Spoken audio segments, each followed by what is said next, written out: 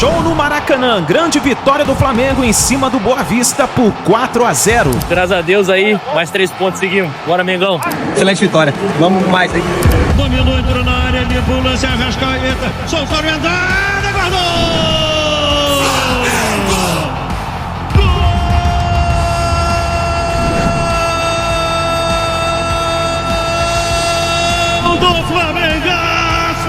E após a vitória do Flamengo, a imprensa esportiva de todo o Brasil rasgou elogios ao Flamengo. O melhor jogo do Flamengo na temporada. O Mengão charrua tá demais. E tem também notícias do mercado da bola. Jornal da Argentina crava que Boca Juniors quer comprar De Arrascaeta do Flamengo. Essa e outras notícias mais você acompanha aqui agora no canal Meu Mengão React na manhã desta quarta-feira. Bora, Mengão.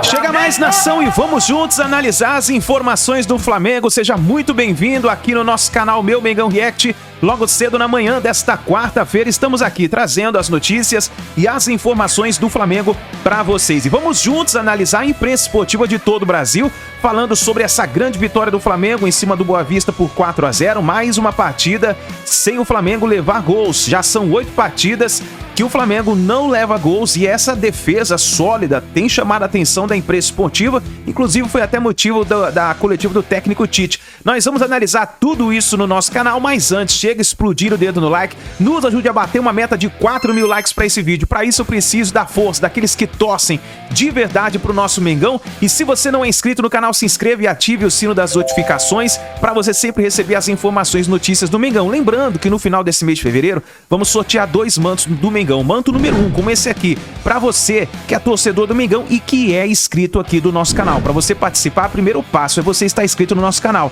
E depois tem um link na descrição do vídeo onde você pode se inscrever lá nas nossas redes sociais, tanto no Insta como no Twitter X. Vai lá, se inscreve, porque no final desse mês vamos falar o próximo passo que você precisa fazer para você concorrer a esse manto do Mengão, tá bom? Vamos juntos então para as informações do Mengão. Créditos, canal Flá TV, canal João Guilherme, canal Bernardo Ramos, link na descrição, e ESPN Brasil, link na descrição como créditos. Vamos então para as informações do Flamengo. O Pedro perde alguns gols e um pênalti. E o próprio Pedro fala, repito, com serenidade, com um sorriso, com naturalidade, fala também sobre a substituição em que ouviu-se vaia, né, no Maracanã. E tá essa coisa do Gabigol, tem o pessoal que gosta mais do Gabigol, tem o pessoal que gosta mais do Pedro. Também acontece ao contrário, mas a gente ouviu vaia no Maracanã nesta noite de terça-feira. E você começou o programa exatamente falando disso, né? Que o Flamengo goleou, mas que tinha apresentado algumas fragilidades em campo, Elton. Na verdade, Edu, eu acho, e é claro que o Tite pode desmentir, os próprios jogadores, mas fica essa impressão, não só o Flamengo, tá? Várias equipes que vão disputar Libertadores, que disputam a Série A do Campeonato Brasileiro. No estadual, freio de mão puxado.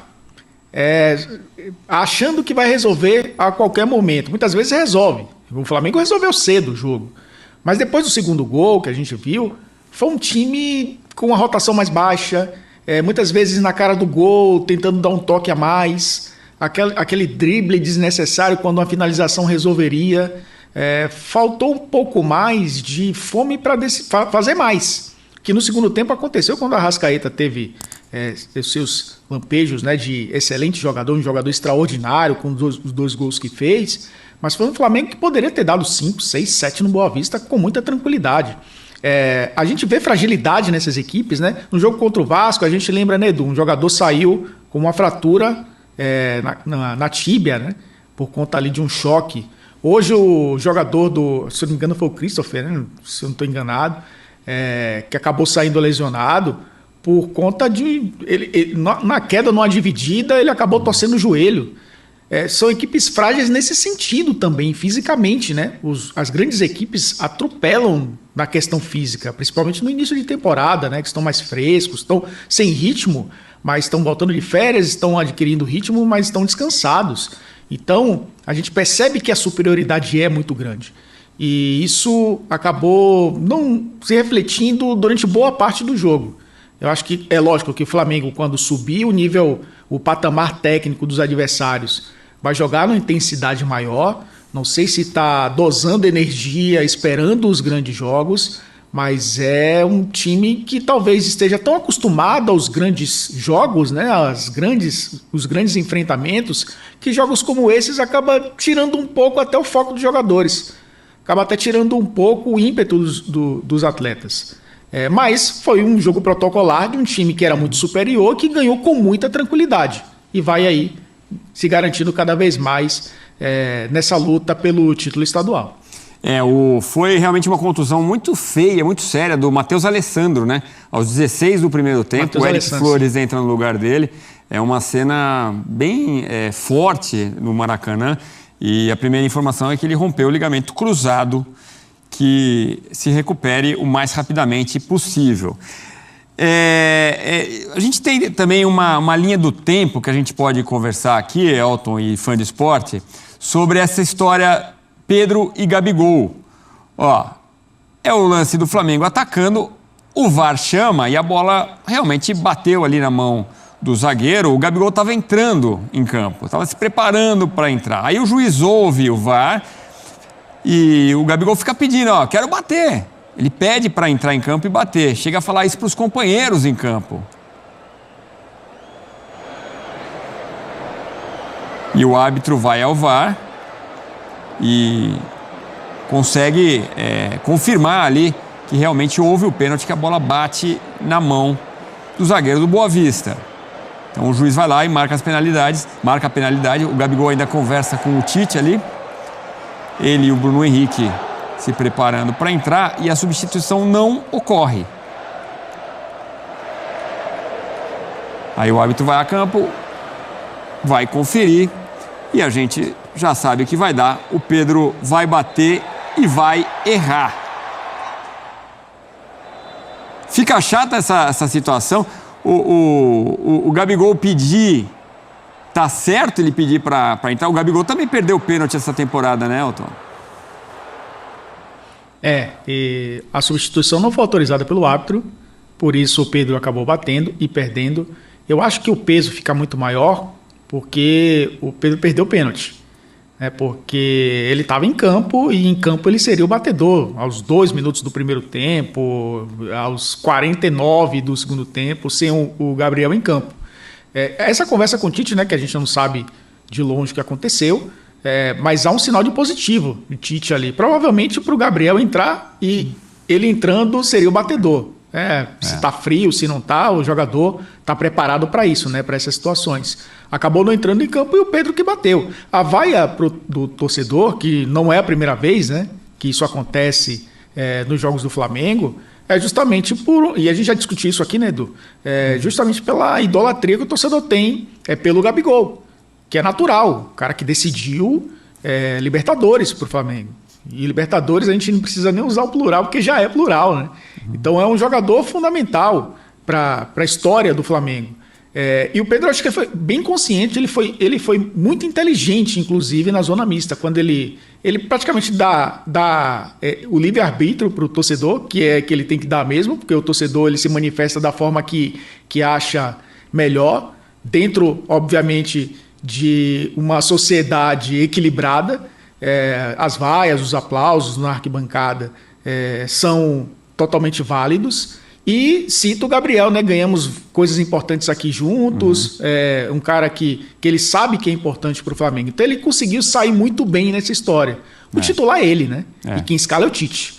Eu acho começou que falando... essa briga não é entre os dois. Sim. E já começou falando dos erros, com naturalidade, já admitindo que não foi uma noite excelente. Foi uma boa colocação do Pedro mesmo. Muito feliz pela essa marca. É um jogo especial hoje aqui. Fiquei muito feliz. Me sinto parte do Flamengo, né?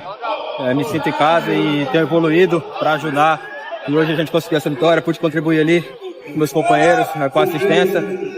Ajudando também na parte tática, que é muito importante. Conseguimos essa excelente vitória. Vamos mais aí. E aí, Luiz, mais um, hein? Mais um, graças a Deus aí, mais 3 pontos seguimos. Bora, Mengão!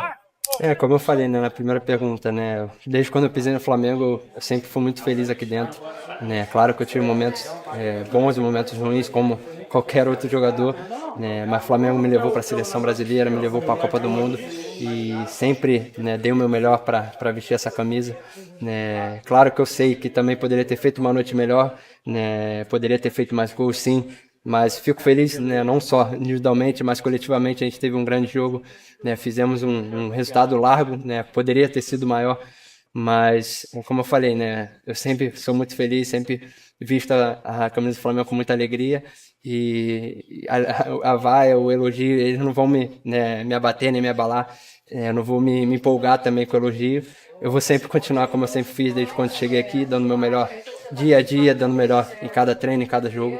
E em relação ao Gabi, como eu falei, né, desde quando eu cheguei também, sempre criaram essa rivalidade entre mim, entre o Gabriel. Eu acredito que quem ganha é o Flamengo com isso, um jogador, né, de qualidade como o dele, como não só ele, mas todos ali do setor ofensivo, né, todos se dão muito bem ali. Então eu acredito que o Gabriel também, a gente já conquistou grandes coisas juntos, lado a lado, a gente foi campeão, né, Copa do Brasil, Libertadores. Então continuar, né, continuar evoluindo, crescendo e buscando, né, grandes coisas aqui pelo Flamengo. E sem dúvida nenhuma a gente está começando um ano muito bom para o professor Tite. Tenho certeza que a gente vai conquistar grandes coisas. O Pedro, falando agora sobre esse começo do ano, né, que você acabou dizendo, o Flamengo, caso vença o Fluminense no domingo, fica numa situação muito confortável para o título da Taça Guanabara, né? Na última rodada, o Fluminense teria que tirar uma diferença muito grande de saldo de gols, ainda torcer para uma derrota do Flamengo. Como vocês enxergam isso? Possibilidade do primeiro título no ano, já logo agora nesse começo de temporada. A gente, né, pensa a cada jogo.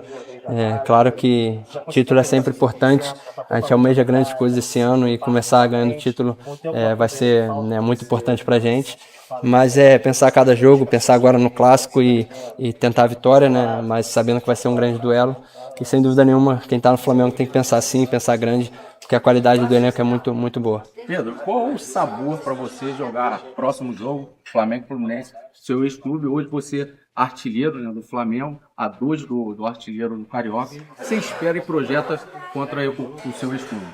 Todo clássico é especial, né, não só para mim, mas para todos do elenco, os torcedores também, acredito que seja especial. A gente vai entrar como qualquer clássico, com muita vontade, com muita raça para vencer o jogo, sabendo a qualidade do Fluminense também, agora ver o professor Tite tem pela semana para ajustar e com muita dedicação para o clássico. Como foi estrear no Maracanã, no jogo de Campeonato Carioca, em sua segunda partida consecutiva e indo bem? Foi diferente do que a anterior ou você ainda está começando a acostumar? Não. Ano passado eu já tinha feito algumas partidas, né, titular, ou até mesmo entrando no decorrer da partida. E é muito bom estar sempre atuando aqui no Maracanã, titular, ou entrando no decorrer da partida. A torcida sempre maravilhosa, sempre em peso, nos apoiando, para que a gente possa desenvolver o nosso melhor. Raul, deixa eu fazer uma pergunta para você. O Tite tem falado muito em equilíbrio, né? E a gente, ano passado, o Flamengo tomava muitos gols. Esse ano, o Flamengo é o melhor ataque, com 18 gols, e a melhor defesa, com um gol só sofrido. Isso tem passado pela mão do Tite? Ele tem falado alguma coisa para vocês? Com certeza, a gente tem que estar sempre bem compacto ali, bastante concentrado para, primeiro, que a gente não possa tomar gol, que não tomando gol, com certeza a gente pode criar oportunidade para estar criando oportunidade para fazer gol. E a toda a rapaziada tá de parabéns, né? Todo mundo, Davi, Léo, Fabrício, Bruno, que todo mundo junto ali, a gente continuar assim, a gente vai alcançar nosso objetivo para ser campeões, se Deus quiser, de vários campeonatos que a gente participar. Beleza, obrigado. O Flamengo goleou o Boa Vista por 4-0, com gols de Luiz Araújo, Pedro, 2 do Arrascaeta, sendo um deles muito bonito, o terceiro gol da vitória do Flamengo, numa partida em que o Flamengo poderia ter feito 10-0, seguramente no limitado time do Boa Vista. Criou muitas oportunidades e as desperdiçou. Pedro, médico e monstro, 8 gols em 8 jogos na temporada.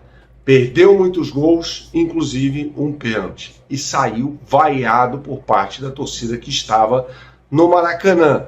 Eu não acho corretas as vaias, até porque o Pedro está jogando muita bola, né? Não fez um bom jogo contra o Boa Vista, é verdade, mas está fazendo muitos gols. Acho que o raciocínio é esse, né?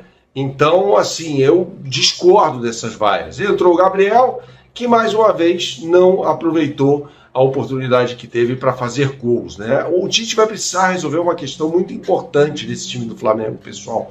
Batedor de pênalti. Mais um pênalti desperdiçado pela dupla Gabriel e Pedro. O Gabriel perdeu contra o Vasco da Gama.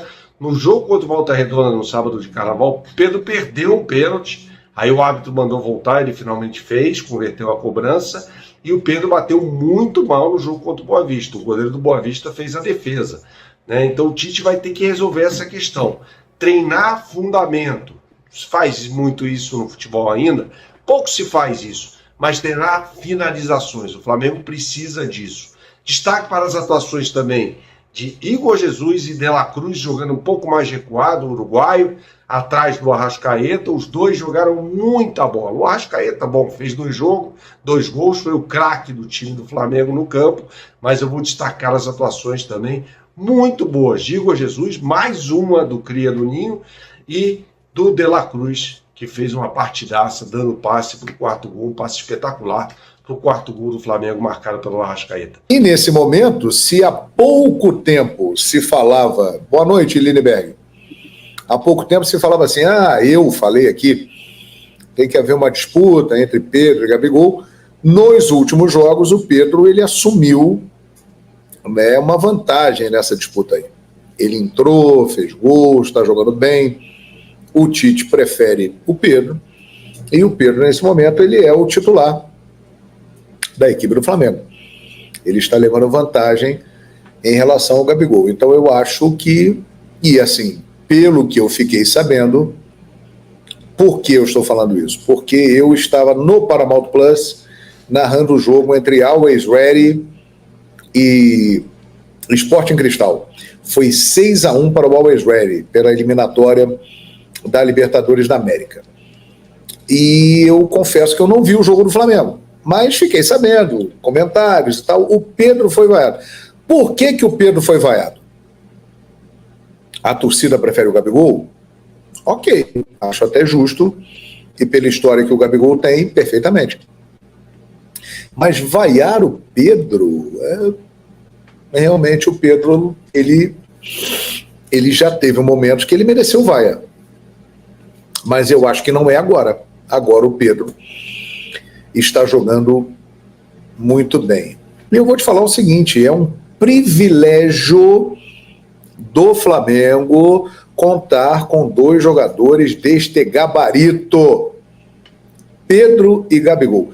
Qual time no mundo tem 2 centroavantes deste gabarito? São raros, hein? São raros. Você não vai encontrar com facilidade, não. 2 times, um Pedro e o outro Gabigol, jogadores de alto nível, né? Quando o Pedro não joga, joga o Gabigol. Quando o Gabigol não joga, joga o Pedro. Ou estão juntos, eles podem jogar juntos, embora o Tite não pense nisso. É um privilégio, né? Então, realmente, eu não entendo, mas cada um tem o direito de se manifestar. Eu vi aqui muitos elogios ao Luiz Araújo, mais uma vez. Esse rapaz, realmente, ele vai ganhando espaço no time do Flamengo. Ele não tinha convencido muito o Tite na temporada passada, tanto é que o Tite insistiu para a contratação de um jogador pela direita, que é a posição dele, mas parece que ele está fazendo o Tite mudar de ideia. Ele está atuando muito bem ali, o Luiz Araújo. O Vinha teve uma boa estreia, né? O Vinha, ele é um grande lateral, né? E eu diria mais, se der a lógica, o Vinha vai ser o titular do Flamengo. E aí, mais uma vez, o Flamengo vai ficar numa situação privilegiada, porque terá o Vinha e o Ayrton Lucas para a mesma posição. Então, quando um não jogar, o outro vai entrar ali. Aliás, o Flamengo, como é tradição no clube, revelar jogadores, aquela velha história de que craque o Flamengo faz em casa, parece que o Flamengo está descobrindo uma solução caseira muito interessante para volante e que estava lá há muito tempo e que ninguém dava bola, hein? Chamado Igor Jesus. Mérito do Tite, que está dando oportunidade para o rapaz, que já está lá há algum tempo, teve algumas participações, não foi bem, mas nunca teve a confiança de um treinador como o Tite está agora, dando a ele, né? E isso faz diferença para qualquer um, em qualquer atividade. Se você percebe que o seu chefe te dá moral, gosta do seu trabalho, confia em você, você vai render melhor. E o Tite está fazendo isso com o Igor Jesus. Então, a lesão a saída do Thiago Maia, né, o problema do Pulgar, o problema do Gerson, tudo isso está conspirando para que o Igor Jesus tenha uma chance, e parece que o Flamengo está encontrando uma solução caseira muito boa, porque esse rapaz tem qualidade, né? Ele é aquele... Ele pode se tornar, inclusive eles têm características parecidas, ele pode se tornar um João Gomes, porque o João Gomes era assim, gente. Se vocês se lembram, o João Gomes, ele foi lançado pelo Domi. O Domi lançou o João Gomes. Aliás, o Domi fez algumas coisas boas no Flamengo. Ele foi lançado pelo João Gomes. Aí, na sequência, veio o Rogério Ceni, que aproveitou, mas não muito, mas aproveitou. Aí o Renato Gaúcho chegou, simplesmente andou para o João Gomes, não usou o João Gomes.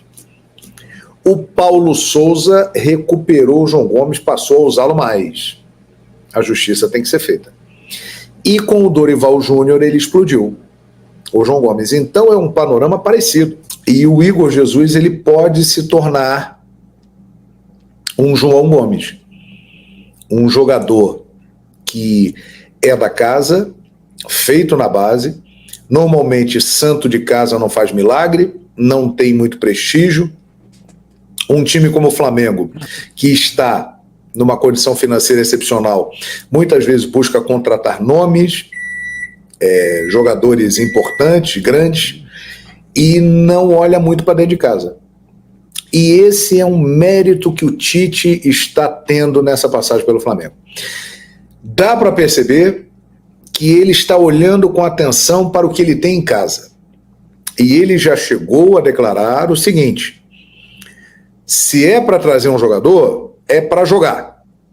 De La Cruz, Vinha, o Léo Ortiz, se viesse, esses caras chegam para jogar. Léo Ortiz eu nem sei, mas o De La Cruz e o Vinha sim.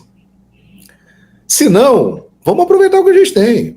Tem bons garotos aqui, tem uma boa base. E ele está fazendo isso muito bem. E o Igor Jesus, repito, ele pode ter uma trajetória parecida com a do João Gomes. E pode se tornar em breve um jogador muito importante para o Flamengo, como foi o João Gomes. Perfeito? Mas existe uma competição muito grande no elenco do Flamengo e principalmente naquele setor ali do meio-campo. Então, se o Gerson não abrir o olho, não entrar mais dinâmico nos jogos, ser mais efetivo, ele é um cara que tem chance de ir para o banco. Eu não tenho a menor dúvida disso. Então, o Gerson, que se cuide. Gerson e Pulgar, banco já? Não, acho que não. Pulgar, não. Mas que o Gerson tem chance... Tem. Como estará o Flamengo em julho, agosto, setembro? Estará melhor. É o que se imagina, é a tendência aí acontecer isso, né, meu amigo? Provavelmente é o que acontecerá. Tá então, nação, a imprensa falando aí sobre o Flamengo. Agora uma notícia muito importante que saiu acho que foi na noite aí de terça para quarta-feira, falando sobre o interesse do Boca Juniors no De Arrascaeta. Inclusive saiu num jornal muito famoso na Argentina, né?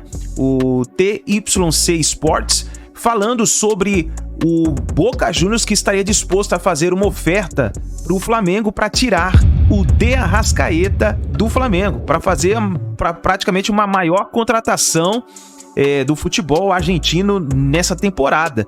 Será que isso pode acontecer? E a imprensa esportiva aqui no Brasil notificou isso e nós vamos aqui analisar nesse momento. Gente, sonhando alto, e é o Boca Juniors, de acordo com a imprensa argentina, o canal TYC, para ser mais precisa, o canal informou que o Boca Juniors está interessado em simplesmente Arrascaeta, um dos principais jogadores do Flamengo. Sem vencer a Libertadores desde 2007, o Uruguai é o sonho do clube chinês e ainda para junho, e a multa para tirar a Arrascaeta do Flamengo é de 50 milhões de euros, cerca de 270 milhões de reais.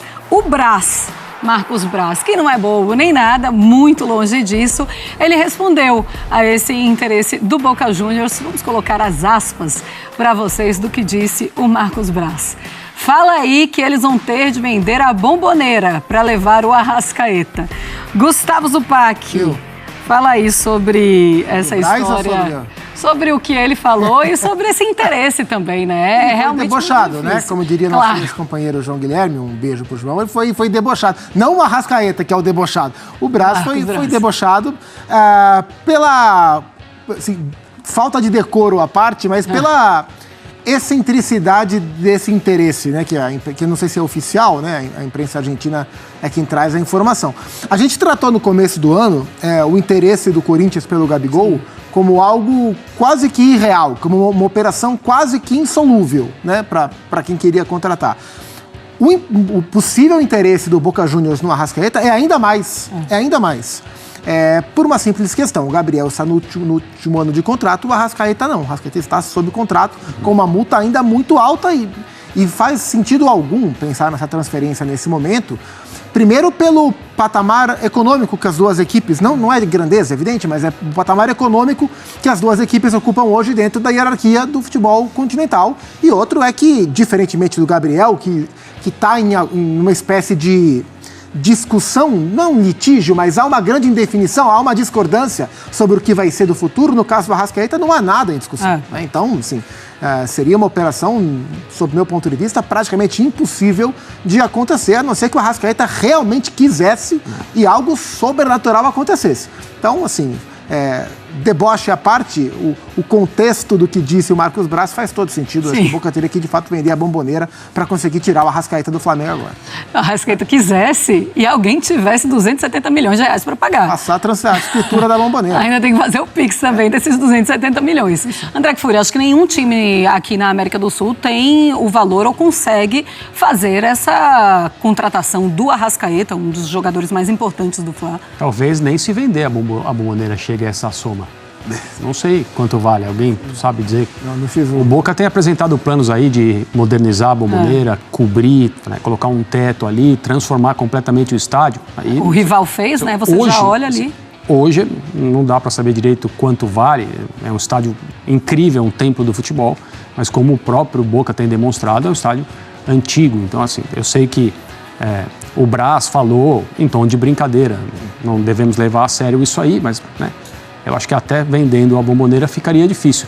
A grande questão para mim é o desejo do Arrascaeta para a própria carreira, né? O que ele quer, como ele se sente. Ele é absolutamente indiscutível, titular numa equipe em que há muitos bons jogadores. A reunião de ótimos jogadores no elenco do Flamengo é aquilo que diferencia esse elenco dos outros aqui na América do Sul. Estamos falando de potencial, mas existe uma competição interna, está muito clara. Por exemplo, no caso Pedro/Gabriel. O Arrascaeta vive uma situação absolutamente confortável, tranquila em relação ao seu lugar. Ele sabe muito bem o que ele representa, o que ele faz. Os técnicos normalmente permitem que ele jogue da maneira que ele gosta. Ele está absolutamente, pelo menos é o que eu imagino, satisfeito. Então, alguém para tirá-lo dessa posição vai ter que oferecer a ele muitas, mas muitas vantagens. E não se trata de uma questão financeira, porque o Flamengo tem condição de remunerar os seus jogadores maravilhosamente bem, e ele é um dos principais nessa lista de remuneração, com todos os méritos. Então, eu acho, não saberia comparar se o interesse do Corinthians no Gabriel ou o interesse do Boca no De Arrascaeta, qual é o maior nível de ficção. Mas com os dois dá para fazer um bom filme. Isso dá. Qual seria o título desse filme? Não se iluda com tanta esperança, né? Mais ou menos isso, assim.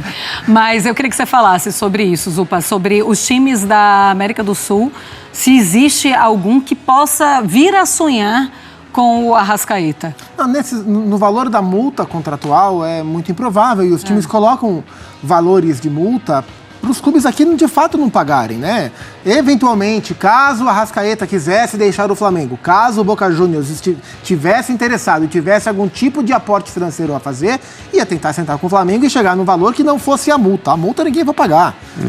Assim, e hoje o clube argentino que mais mostra poderio financeiro para tentar brigar por reforços é o River Plate, não é o Boca Juniors. Embora o Boca seja uma equipe de muita tradição, uma equipe enorme, que tem o seu poderio financeiro também. Mas hoje há uma disparidade entre os clubes brasileiros e os demais clubes do continente, inclusive os clubes argentinos. Então, estando um atleta desse nível, sob contrato, com contrato ainda com alguns anos e a relevância que ele tem dentro desse contexto, faz muito pouco sentido que exista esse movimento lateral dentro do continente. Eu imagino o Arrascaeta deixando o Flamengo para jogar no futebol árabe, no futebol norte-americano.